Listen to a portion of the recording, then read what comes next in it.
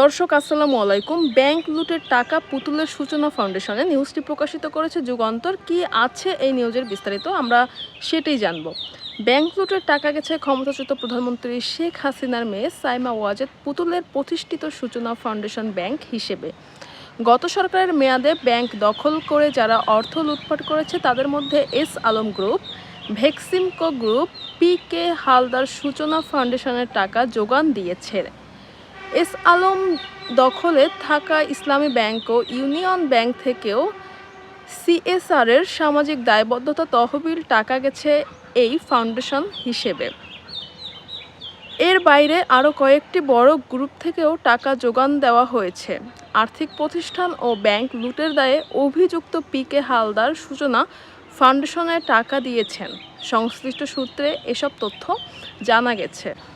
সূত্রে জানা যায়, গত 5ই আগস্ট আওয়ামী লীগ সরকারের পতনের পর সাবেক প্রধানমন্ত্রী শেখ হাসিনা সহ তার পুত্র, কন্যা, বোন ও তার ছেলে মেয়ে সহ সরকারের ঘনিষ্ঠদের দুর্নীতির তথ্য সন্ধানের নামে বিভিন্ন সংস্থা, এতে তাদের নামে বেনামে ব্যাপক দুর্নীতি ও টাকা পাচারের চিত্র বেরিয়ে আসতে থাকে।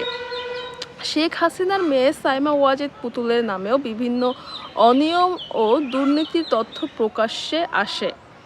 দুর্নীতি দমন কমিশন দুদক পুতুলসহ শেখ পরিবারের 6 সদস্যের বিরুদ্ধে তথ্য গোপন করে রাজউকের পূর্বাচল প্রকল্পের প্লট নেওয়ার অভিযোগে মামলা করে। পুতুলের সূচনা ফাউন্ডেশনের অনিয়মও তদন্ত করেছে সরকারের একাধিক সংস্থা। এর মধ্যে বাংলাদেশের আর্থিক গোয়েন্দা ইউনিট BFIU সূচনা ফাউন্ডেশনের ব্যাংক হিসাবে জব্দ করেছে। একই সঙ্গে প্রতিষ্ঠানটির হিসাব সব ধরনের লেনদেন তথ্য চেয়েছে। প্রতিষ্ঠার পর থেকে সূচনা ফাউন্ডেশনের ব্যাংক হিসাবে বিভিন্ন ব্যক্তি ও প্রতিষ্ঠান থেকে জমা হয়েছে 179 কোটি টাকা।